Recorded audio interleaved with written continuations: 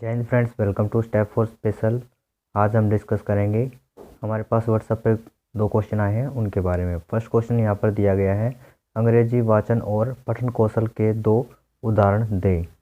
Give 2 example of listening and reading skill in English. जो third question दिया गया है उसके बारे में जानते हैं। उपागमों और तकनीकों में अंतर स्पष्ट करें।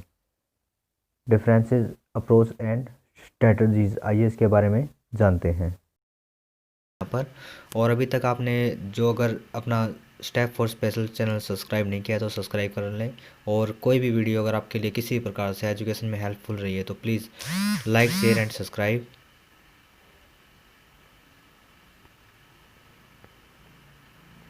तो please like, share and subscribe. Thank you friends. आइए इनका आंसर जानते हैं अब। आइए जानते हैं यहाँ पर फर्स्ट क्वेश्चन का आंसर। प्रत्येक बालक के लिए भाषा ग्रहण करना बहुत ही ज़रूरी है। किसी बालक के लिए भाषा ग्रहण करने के लिए 4 मुख्य कौशलों का ज्ञान होना बहुत ही ज़रूरी है। इनमें से पढ़ना और सुनना महत्वपूर्ण है। प्रत्येक बालक सबसे पहले सुनने की प्रक्रिया को पूरा करता है, उसके बाद वह बोलने की प्रक्रिया की तरफ अग्रसर होता है। तत्पश्चात वह पढ़ने के कौशल को ग्रहण करता है।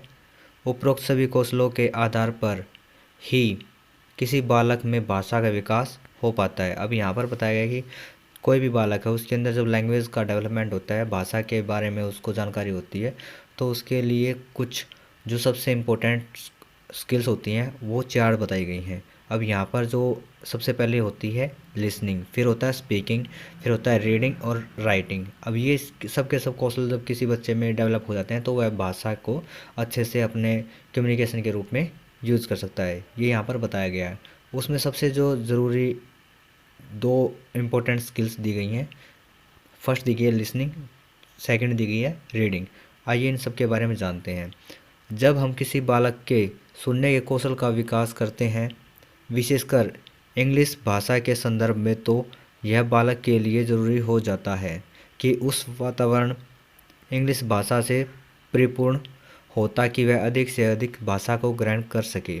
अब यहाँ पर बताया कि जब हम बच्चे के लिसनिंग के ऊपर बात करते हैं और विशेष रूप से इंग्लिश लैंग्वेज के संदर्भ में, तो वहाँ पर जो उसका वातावरण है, इन्वायरमेंट है बच्चे का, वह अधिक से अधिक जो उसका होम है, जो उसकी फैमिली मेम्बर्स हैं, वह अधिक से अधिक अगर इंग्लिश भाषा को यूज़ करेंगे कम्युनिकेशन में तो बच्चा अधिक से अधिक इंग्लिश भाषा को ग्रहण करेगा।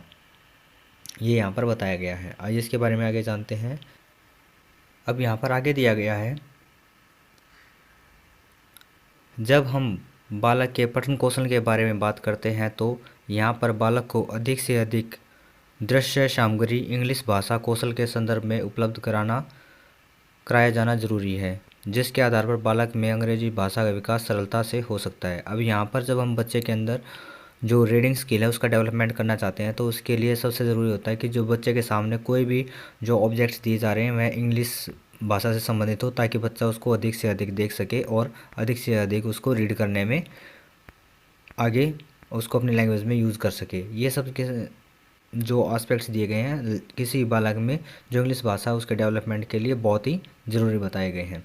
सबसे पहला बताया गया है कि बच्चा उसको लिसनिंग करे, अच्छे से सुने उस चीज़ को, और सेकंड दिया गया है उसको अच्छे से देखकर समझकर अपने जो लैंग्वेज की आवश्यकताएं हैं उनके पूरा करने के लिए उसको यूज़ कर सके। ये यहाँ पर किसी बालक में जो लैंग्वेज के डेवलपमेंट के एस्पेक्ट्स होते हैं उनको पूरा करने के लिए बहुत ही इम्पोर्टेंट बताए गए हैं।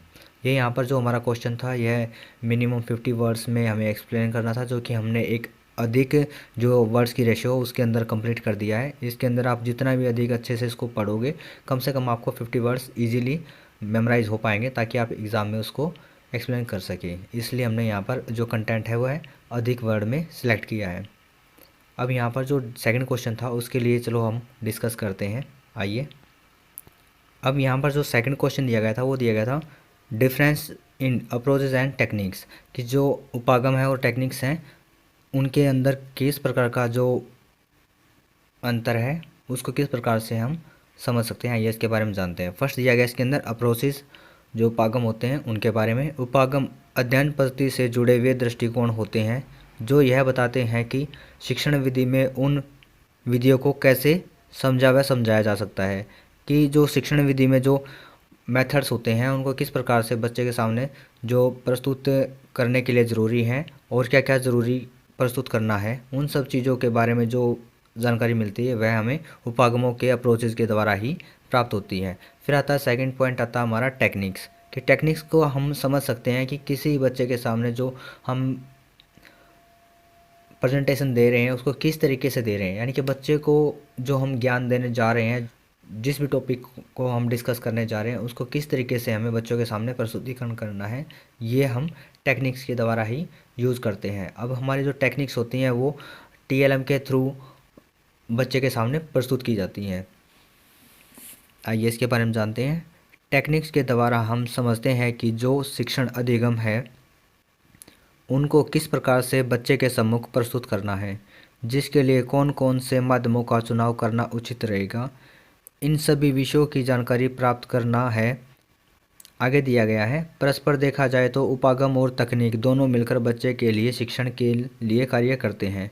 अब यहाँ पर जो अप्रोचेज़ हैं और टेक्निक्स हैं, किसी भी बच्चे के लिए जो शिक्षण प्रविधियाँ हैं उसको अच्छा और रुचिकर बनाने के लिए कौन कौन सी जो आवश्यकताएं होती हैं उन सभी का समन्वय करना और उनको मैनेज करना ही जो अप्रोचेज़ और टेक्निक्स का कार्य होता है, ये यहाँ पर बताया गया है। इसके द्वारा हम अपने जो क्वेश्चन के आंसर हैं उनको सबमिट कर सकते हैं। ये भी यहाँ पर जो मिनिमम 50 वर्ड्स हैं उसके अंदर एक्सप्लेन करना था, जो कि हमने एक बेस्ट तरीके से समझने का प्रयास किया है। अगर अभी भी किसी भी फ्रेंड का कोई भी डाउट है, कोई कमेंट है, कोई क्वेरी है किसी भी टॉपिक से रिलेटेड, वो अपना कमेंट सेक्शन में दे सकते हैं, हमें व्हाट्सएप भी कर सकते हैं और कमेंट में भी रिप्लाई कर सकते हैं।